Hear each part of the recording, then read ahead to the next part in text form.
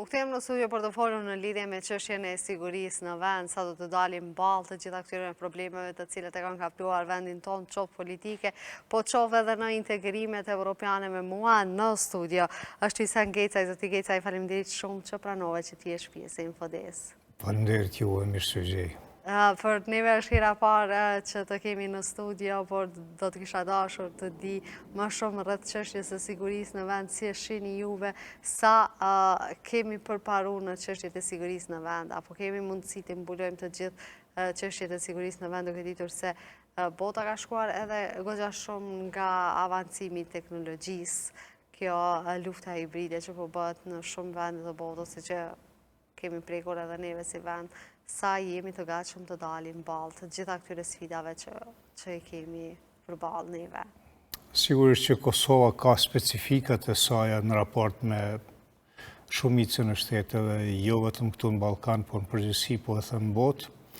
Dhe këto specifika në rastet caktuar i japin një avantazh të pas parasysh të kalumin historike, por kemi edhe disavantazhet tona prapë, po them për shkak të kalumit historike, por edhe për shkak të ecërisë tonë nganjëherë jo të duhur në kuptimin politik, e cila reflekton direkt edhe në aspektet e sigurisë. Dhe kur flasim këtë aspekt, atëherë mund të them që kohët fundit, sidomos këto 4-5 vitet e fundit, kemi pas një ngecje, për të mos thënë ecje prapa. Ndonë se në kuptimin propagandus kemi pas një narracion krejtësisht tjetër, ku është thonë që kemi investu ma shumë se çdo herë tjetër, por duhet ta kuptojmë një gjë që investimet nuk pritet që të shkojnë mrapa, po gjithmonë do të shkojnë përpara, pa marrë parasysh ndrrimin e qeverive, cila do të jenë ato do të ecin përpara. Dhe që nga themelimi i Forcës Sigurisë të Kosovës, e cila një farë forme kishte një bazament të fuqishëm të qëndrueshmërisë dhe ndërtimit saj në kuptimin konceptual, dhe një projekt i cili kishte parapo zhvillimin e saj, se ku do të arrijë, për sa vite dhe si do t'i arrijë ato kapacitete, mund të them që ishim në një rrugë shumë të mirë, sepse kishte një plan zhvillimor, një plan të rishikimit strategjik të sektorit sigurisë, ku pjesë përbërëse ishte edhe FSK-ja, sepse kur flasim për sektorin sigurisë, mendojmë në diçka më të gjerë. Atëherë FSK-ja ishte në një rrugë shumë të mirë dhe të mbarë, ku ishin parapo edhe deri në detaje dhe të planifikume zhvillimit e saja, qoftë në kapacitetet e ngritjes profesionale, arsimimin dhe trajnimin e nën oficerëve dhe ushtarëve. Sigurisht, por po ashtu edhe në zhvillimin e saj teknike teknologjik dhe bashkëpunimin ndërkombëtar dhe shkollimin e kadetëve në përshkolla të huaja jashtë Kosovë, ku ndërto duhet me potencu shtetet më të fuqishme, ndërto SBA-ja, Britania e Madhe, Gjermania, po edhe këto tjerat regionale, si që ishte Kroacia, Turqia, Shqipëria dhe Macedonia, me cilat kishim edhe kemi një bashkëpunim të mirë.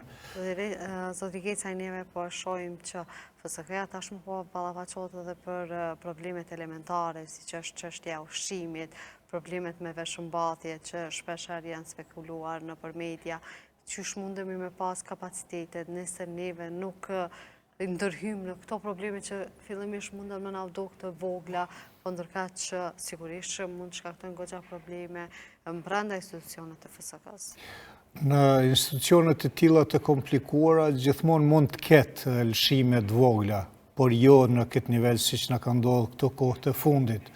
Edhe në kalumen ka pas dobësi, ka pas lëshime, por ato kanë qenë lehtë të mbulueshme dhe të menaxhueshme, kurse këto të fundit kanë qenë paksa më të komplikume dhe kanë qenë si rezultat direkt i politikave të gabueshme të qeverisë, sepse dihet që mekanizmat e sigurisë në Kosovë i përgjigjen mekanizmave politik dhe janë në mbikëqyrjen e tyre. Dhe gjithmonë kur ka ngecje atje, atëherë duhet kërku edhe burimin se prej ku po dalin ato vështirësi, ka po rrjedhin ato vështirësi. dhe gjitha ato vështërsi nuk kanë rrjedhë si pasojë e menaxhimit të dobët të ushtarakëve të cilët merren me punën e tyre profesionale, por kanë rrjedhë nga lart nga politika, e cila nga niveli qeveritar e ministror i ka zbrit disa probleme për shkaqe të tyre të brendshme në nivel të FSK-s, e cila në fakt për një periudhë caktuar edhe i dobësoj mundësitë e veta operacionale, sepse dihet shumë mirë që ushqimi, veshmbathja, transporti, municionet, armatimet, gjitha këto ndikojnë drejt për drejti në forcën e një ushtrie. Dhe kur shteti nuk është i kujdesshëm në këto fusha, atëherë vjen deri te një dobësim edhe i mbrojtjes dhe i sigurisë, sado që ti gjithmonë si politikan mundohesh me arsyetu dikun tjetër, por në kuptimin profesional këto janë shumë qarta, vija shumë qarta dhe të pandryshueshme, të cilat mund të manipulohen vetëm për qytetarin, kurse për pjesën profesionale ato dihet dhe dihet prej e kanë burimin e asaj mangësie. Po në një situatë jo të mirë ndodhet edhe policia e Kosovës, ne kemi pa dhe shumë policë dhe ushtarë që në kanë ikë edhe prej vendit, pra pjesa ku duhet jetë morali më i lartë se i çdo qytetari tjetër që është FSK-ja dhe ushtria, nuk e kemi, pra nuk po kemi mundësi të mbajmë këta profesionista brenda Kosovës, por që fatkeqësisht po ikim për një jetë më të mirë që nuk po i ofron Kosova. Ju them drejtën, me qenë se vetë kam shërby një jetë tonë në ushtri prej fëminie, unë jam marrë vetëm me këtë punë, jo me diçka tjetër. Është një karakteristikë të njerëz që jetojnë në uniformë. Nuk e kanë prioritet paran. Natyrisht që është shumë e rëndësishme jeta, sepse kur nuk i siguron edhe familjes një siguri, është shumë problem. Por te këta bisundon adetarizmi në rend parë dhe meritokracia. Dhe kur puna e tyre nuk vlerësohet drejt, atëherë ndihen ma tepër të ofenduar se sa kur për një periudhë caktuar e kanë një gjendje të dobët ekonomike. Dhe kështu kemi qenë pjesa dërmuese atyne ushtarakëve që kemi punu derisa kam dalë edhe unë në pension, dhe kjo kështu vazhdon, edhe ma tutje. Por problemi i parë është pra mos trajtimi i duhur i pjesëtarit në uniformë. Aty ka disa rregulla, ka disa rregullore, ka disa ligje që duhet respektu, ka disa trajnime në për cilat kalon ushtari në oficeri. Ka performanca në punë. Nëse këto nuk i çmohen edhe nuk i respektohen ati pjesëtari, atëherë ai ndihet i lën anash, i lën pasdore dhe nuk e gjen veten më në atë mes.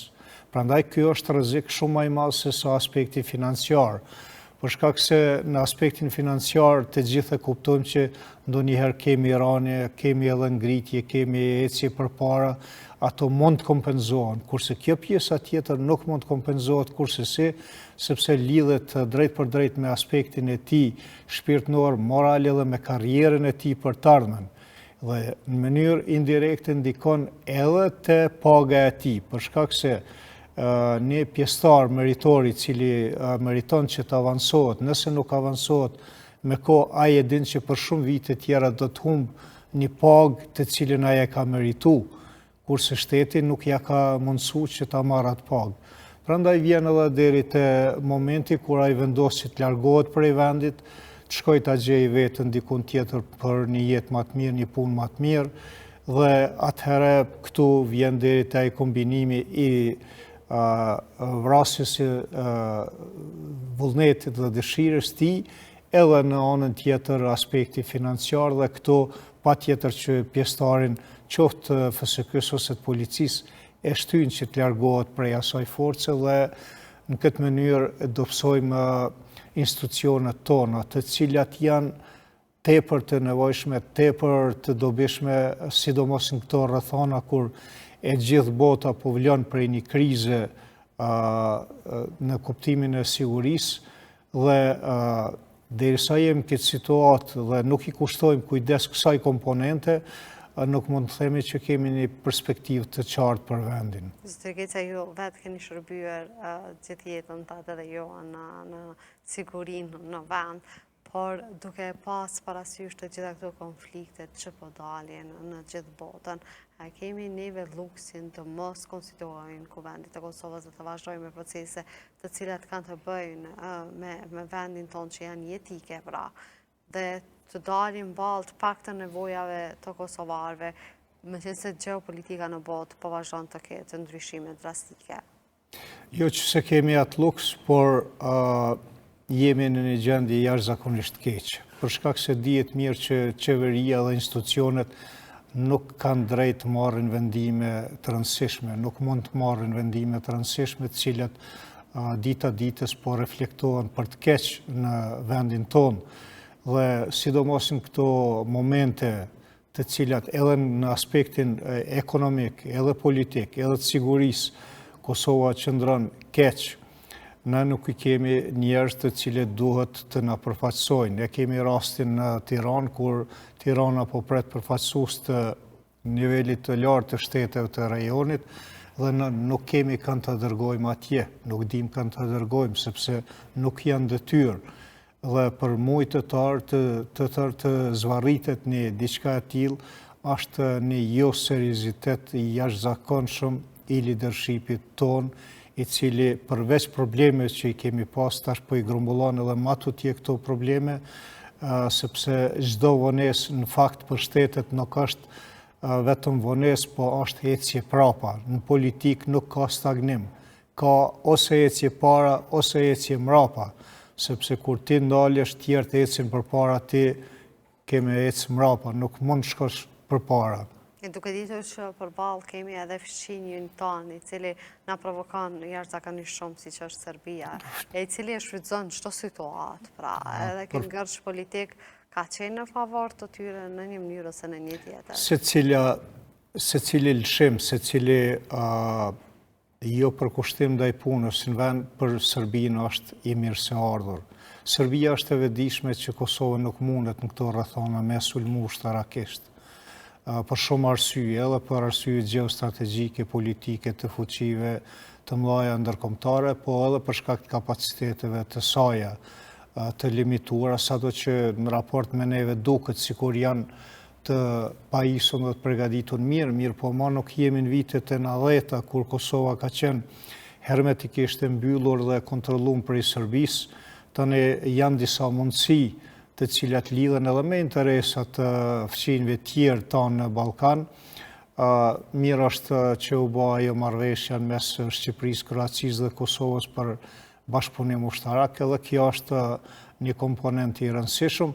Mirë po Serbia në secilin situatë mundohet ta shfrytëzojë momentin e saj të volitshëm që Kosovën të paraqesë si një shtet të pasuksesshëm dhe një shtet i cili në fakt është ngarkesë për Bashkimin Evropian dhe miqton perëndimor, dhe ajo këtu lun shumë drejtime.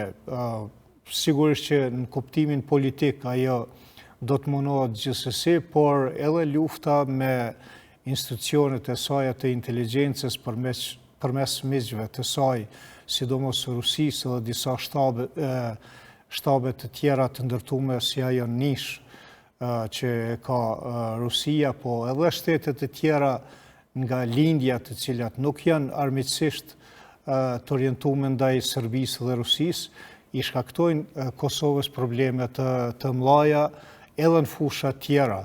E kemi për shembull këto vitet e fundit është i theksuar shumë brenda islamit një strukturë e cila nuk ka të bëjë me islamin, po ka të bëjë me politikën brenda islamit, e cila në çdo mënyrë e ka gjetë një terren të përshtatshëm për të ndikuar tek masat e popullit, dhe përmes atyre masa mundohet me dezorientu popullin ka ato vlera progresive evropiane të cilat i ka Kosova dhe shqiptar përgjithësi, dhe kjo paraqet një rrezik të madh, pa marrë parasysh që kushtetuta dhe ligjet ja mundsojnë qytetarit të merret edhe me fe dhe gjitha, dhe nuk duhet t'i ndalojë t'i pengojë askush ato. por shtetit duhet këtë kujdes shumë se kush po infiltrohet mrena tyne dhe kush po i kontrollon ato dhe kush po i mbikëqyr. Do shta dhe qëllimi i Serbisë ka qenë po që neve të etiketohemi me termin si shtet islamik. Ata e kanë pas gjithmonë këtë synim, dhe nuk kanë heqë dorë asnjëherë prej kësaj, po kanë rru format, kanë rru mënyrat.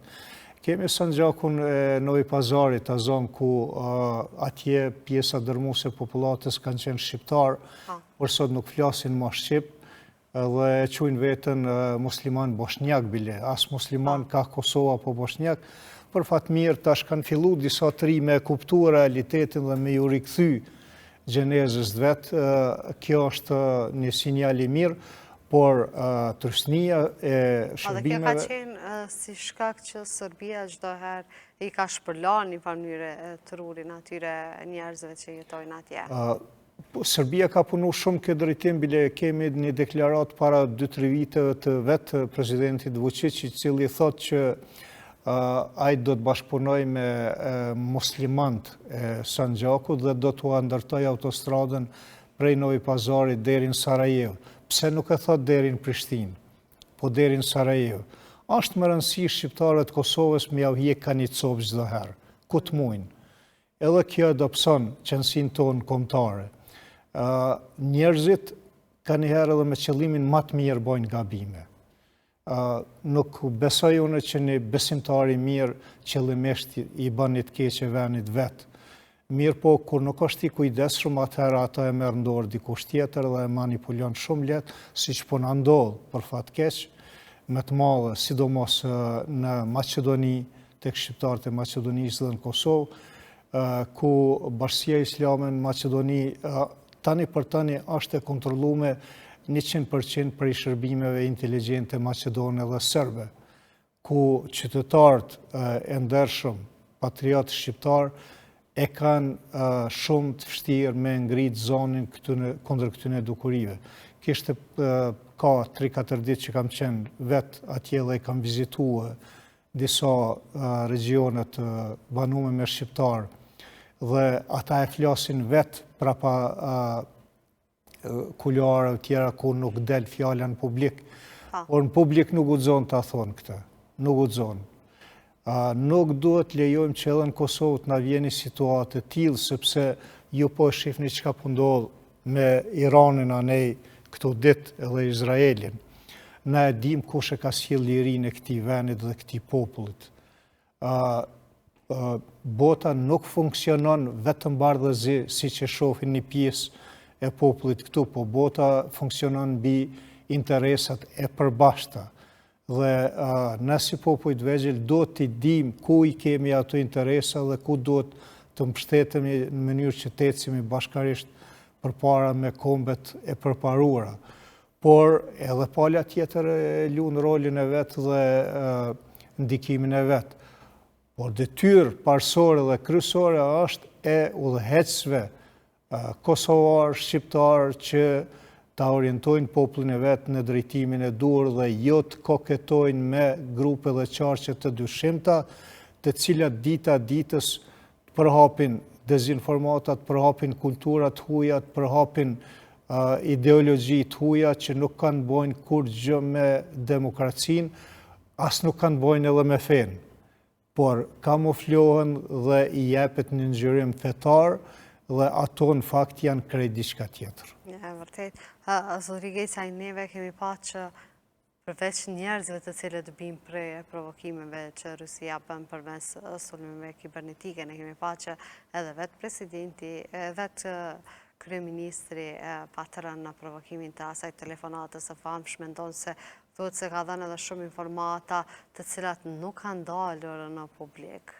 Sa janë të rrezikshme këto informata që mund të ketë dhënë kryeministri, ndërkaq që nuk dihet koha se kur ata shohin të pavarshmit që t'i publikojnë këto informata.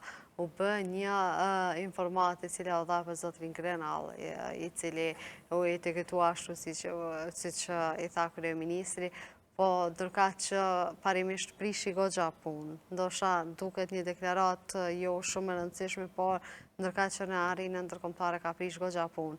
Sa mund të jenë të rrezikshme këto deklarata të cilët qeveritarët tanë jepin, pa e menduar mirë ndoshta se ku po jepin ato informata? Ka këtu disa probleme. Sigurisht që ato janë shumë të rrezikshme dhe të dëmshme për Kosovën, por për fat keq na kemi një qeveri e cila ka kryeministër dhe ministra të cilët venin e punës për herë të parë kanë kryeministër dhe ministër. Dhe kjo është e rrezikshme për një vend, për shkak se ata njerëz nuk e kanë idenë se si funksionojnë shtyllat e shtetit, sepse për deri tek posti presidentit, kryeministrit, ministrit, në jetën e vetë njeriu duhet kaloj disa shkallë deri sa t'i mësoj gjitha ato se si ngritet personi deri atje dhe atëherë kupton si funksionon shteti. Dhe ty mos i pas këto asete, atëherë njerëzit bojnë gabime sikur që ishte rasti edhe të quhet sekretari i shtetit amerikan naiv, edhe të quhet ky tjetri me një emër ofendues, edhe të thuhet që na s'kemi nevojë për një superfuqi se ne mundemi edhe vetë me i bë këto gjëna. Kjo është Ndërka që Kosova s'ka as kapacitetet të duara as kapacitetesh. Por këto ditë, nëse donë edhe leadershipi, po edhe vetë populli, vetëm le të përcjell situatën mes Izraelit dhe Iranit, se çka po ndodh përsis. Vetëm le t'i shef ato raketat të cilat as nuk mund e imagjinon qytetari se prej ka vinë dhe si mund të vinë ato. Unë si ushtarak e di shumë mirë cilat janë mundësitë tona, kapacitetet tona për me mbrojtë qiellin e Kosovës për një sulmi të tillë. Na si Kosovë, si FSK, zero.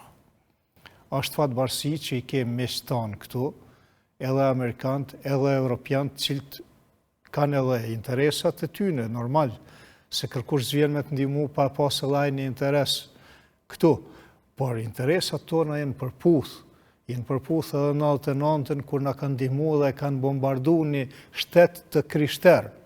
Serbia, Jugoslavia ka qenë shtet i krishter, e kanë bombardu shtetet e krishtera, se kanë sulmu për shkaqe ideologjike fetare, por për shkaqe krejtësisht tjera, për interesat e përbashkëta, dhe jenë bashku bashkë me neve, si shqiptarë, si një grup shumë i vogël etnik në atë kohë edhe i parëndësishëm, por na kanë ndihmu edhe kemi fitu lirin, kurse sot në këtë kohë, 25-6 vite pas lufte, harrojmë çka ka ndodhur në atë kohë edhe orientohemi totalisht gabim kundër atyne që sot na e kanë mundësua edhe këtë studio këtu dhe me na pa nëpër televizione qytetarët tonë dhe me bisedu me qytetarin tonë. Por kur leadershipi i shef gjonat ngushtë dhe i shef vetëm interesat e veta dhe e shef vetëm mundësinë se a do të fitoj ai zgjedhjet e ardhme apo jo, atëherë siguria e shtetit edhe e ardhmja e shtetit rrezikohet. Kemi në krejt këtë fatkeqësi edhe një fat që është interesi global i perëndimit. Evropa nuk don me pas një njollë të zezë siç është Ballkani mrena trupit të saj.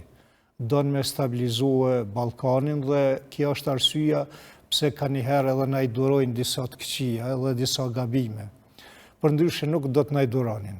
Ose do të na lenin në mshirën e fatit edhe do të heqnin dorë, ose do të ndërmerrnin masa drastike ndaj nesh. Por këta kanë qenë, perëndimin këtë rast SBA-ja ka qenë shumë e kujdesshme me neve, ju kujtohet largimin nga defender i ushtrimit kalum që ja boni FSK-s, e lejoj FSK-n deri në ditën e funit me vazhdu, me kry, sepse ka respekt për FSK-n edhe profesionalizmin e saj, por nuk lejoj ditën deri në fund kur duhet me marrë pjesë politikant, kur duhet me u bë certifikimi i njësive dhe ushtarake. Pse nuk e lejoj? Për me dho sinjal politikës që ti je gabim. Edhe unë e ty tash nuk ta mundsoj këtë ecje përpara, por FSK-ja është e mirë profesionale. Kësaj herë e banë një ushtrim edhe matë madhë, edhe matë përgatitur mirë, edhe e qunë deri në fund, Mirë po, thjesht rolin kryesor e kishte SBA-ja bashkë me FSK-n, të cilët u treguan të jashtëzakonshëm, dhe ky aset që kemi në dorë të shkëlqyeshëm neglizhohet prej politikanëve tonë. Neglizhohet për shkak se është ajo ideja, mirë, une si kryeministër ose president çështjet e mëdha ndërkombëtare s'muj me i çu përpara, hajtë merrna une me përgatitjen e terrenit tek popullata këtu që edhe nesër t'i fitoj votat, une me një farë patriotizmi të rajshëm, sepse kjo është patriotizmi i rajshëm. Patriotizmi real është ai kur ti bashkë me miqt e fuqishëm e mbron vendin tënë, edhe e çon përpara vendin tënë, e jo e izolon, jo i bën blokada, jo qofshin ato politike ose ekonomike. Kemi Ministrin e punëve të jashtme dhe punëve të mbrojtshme që SBA-ja s'ta lejon me shku as musafir në SBA. Çka do të thotë kjo për një shtet? Është tepër e dëmshme. Por edhe ambasada, disa herë janë deklaruar, ambasada e SBA-s ka qenë shumë e saktë, decisive. Na me popullin shqiptar të Kosovës kemi raporte shumë të mira, por s'kemi me qeverinë. Çka duhet me thonë tjetër? Çka duhet me thonë popullit tjetër? Është shumë e qartë. Prandaj, po them, ose duhet leadershipi me u kfjell, me pa veten ku është, me lo interesat personale, ose duhet me lëshu rrugën dikuj që punon këtë drejtim si duhet. Zotri Keqaj, ne kemi pa shumë shpesh deklaratat e zotri Kurtit që, më falni, jemi të rrezikuar për luftë. Sa mund të jenë të vërteta këto deklarata? Edhe a është gjendja stabile në veri të vendit, ashtu siç po proklamohet vazhdimisht? Loja me fjalë e politikanëve shpesh ngjall huti tek njerëzit. Po, mund të jenë rrezikshme edhe këto loja me fjalë të po, edhe këto mund të jenë të rrezikshme, por luftrat gjithmonë kanë qenë permanente rrezik për shtetet ndryshme. Kur njëherë paqe s'ka pas. Edhe për shumë kohë besoj që derisa njerëzimi i këtill nuk do të ketë, por tani për momentet e caktume, a ka rrezik drejt për drejt apo s'ka, kjo është një çështje tjetër. Dhe deklarata e kryeministrit ka qenë e tillë me paraqitjen e tillë sikur e kemi në rrezik që veç ka skrisin moment. Dhe situata nuk ka qenë ashtu. Pse s'ka qenë ashtu? Sepse të i njoft procedurat e veprimit, edhe qeveritare, edhe politike, edhe të sigurisë, del që ajo ka qenë thjesht një deklarat e zbrast, sa për opinionin. Pse e zbrast?